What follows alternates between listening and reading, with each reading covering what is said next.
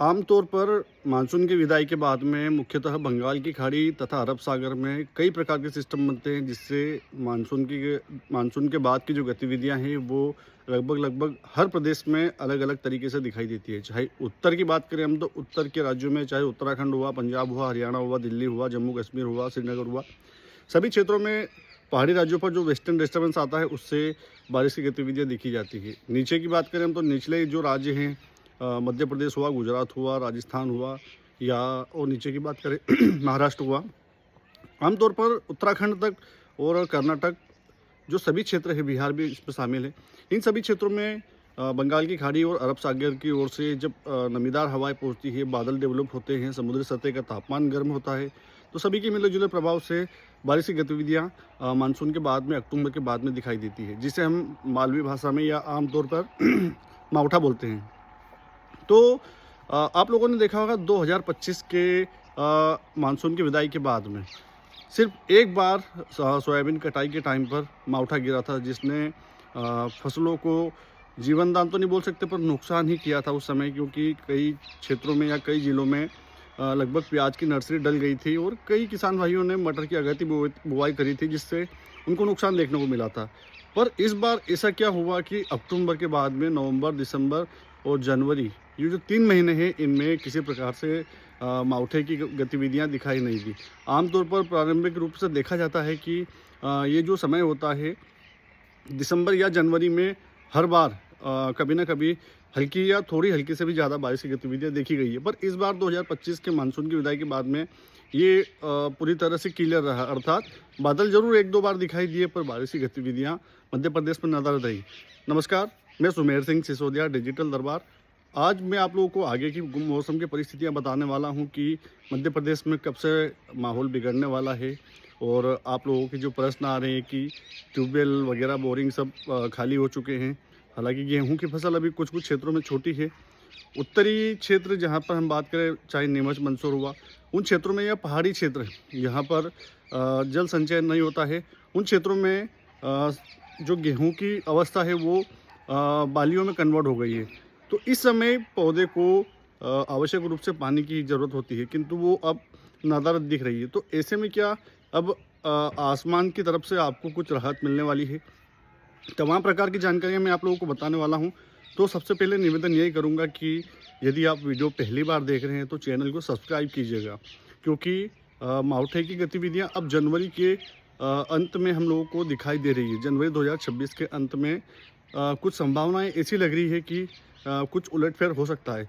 जुड़े रहिए मेरे साथ, सभी जानकारी मैं देने वाला हूं। सबसे पहले मैं हर बार इसीलिए निवेदन करता हूं कि आप लोग जो कमेंट करते हैं वो मैं पिछले वीडियो में उसकी जानकारी दे चुका होता हूं, पर समय के अभाव में या आप लोगों ने चैनल यदि सब्सक्राइब नहीं किया है तो वो जानकारी आपसे छूट जाती है। तो निवेदन इसीलिए कर रहा हूँ कि आप लोग एक बार चैनल को ज़रूर सब्सक्राइब करें। किसान भाइयों, आज की बात करें तो आज 14 जनवरी 2026 बुधवार का दिन है। आज मकर संक्रांति का पावन पर्व है। इसकी मंगलमय शुभकामनाएं आप सभी को देता हूं। बाबा महाकाल से प्रार्थना करता हूं कि आपके खेत खलिहान हमेशा धन धान्य से परिपूर्ण रहे। ऐसी आशा और विश्वास के साथ में हम लोगों का जो प्रेम है वो बना रहे।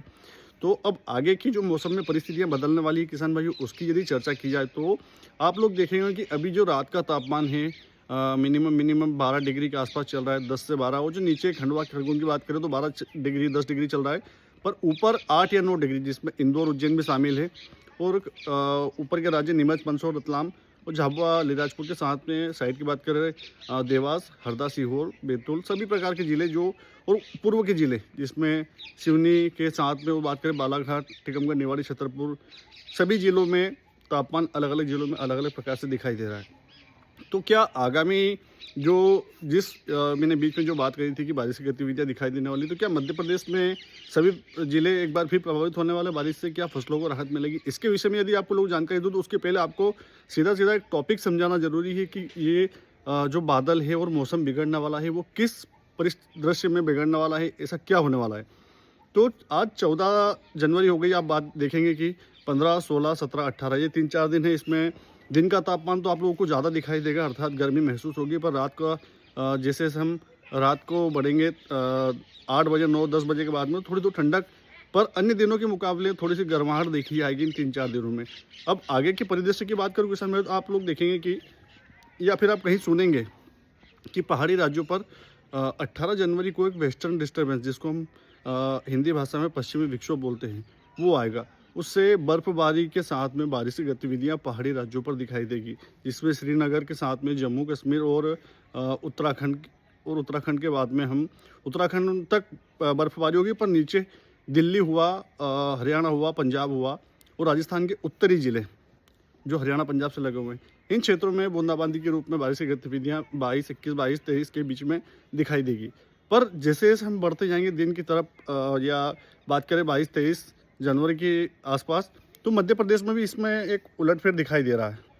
उलटफेर ऐसा रहेगा कि आप देखेंगे कि जो पहाड़ी राज्यों पर पश्चिमी विक्षोभ आया हुआ, उसके प्रभाव से जो बादल है जो कि राजस्थान तक प्रवेश करेंगे 21-22 जनवरी को, वो धीरे धीरे मूव करके एक पट्टी के रूप में, अर्थात पूरे राजस्थान में एक समान बादल रहने वाले नहीं हैं, फिर मैं बता दूं, परंतु कुछ पट्टी जो जयपुर, जोधपुर, बीकानेर से होकर मध्य प्रदेश के नीमच, मंदसौर और रतलाम तक आएंगे। इंदौर भी उसमें कवर्ड रहेगा। इंदौर के साथ में धार का कुछ क्षेत्र जो इंदौर से लगा हुआ है, एक पट्टी ये रहेगी। दूसरी पट्टी ये रहेगी भिंड से लेकर कि एक बात करें हम भिंड के बाद में ग्वालियर, भोपाल और तिरछी ये ग्वालियर से थोड़ी सी नीचे की तरफ आएगी, या जबलपुर तरफ भी जा सकती है। पर इन सभी बादलों के मिले जुले प्रभाव से क्या बारिश होगी?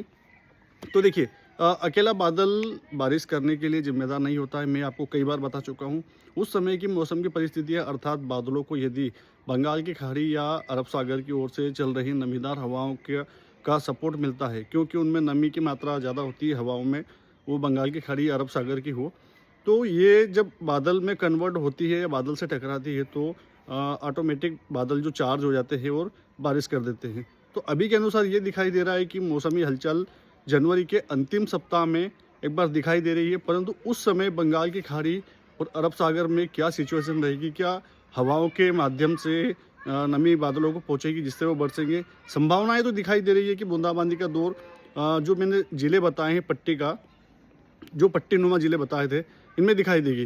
पर एक संभावना ये भी है कि यदि बंगाल की खाड़ी में उस समय एक हलचल ज़रूर हो रही है, उस समय यदि नमी का फ्लो ज़्यादा मिला तो बादल घनत्व में पहुँचेंगे, ज़्यादा एनर्जी मिलेगी बादलों को, और जो 5-10 ज़िले अभी प्रभावित हो रहे हैं जिनका मैंने नाम लिया था, उससे भी ज़्यादा बादल बनेंगे और अधिकांश जिलों को कवर करेंगे।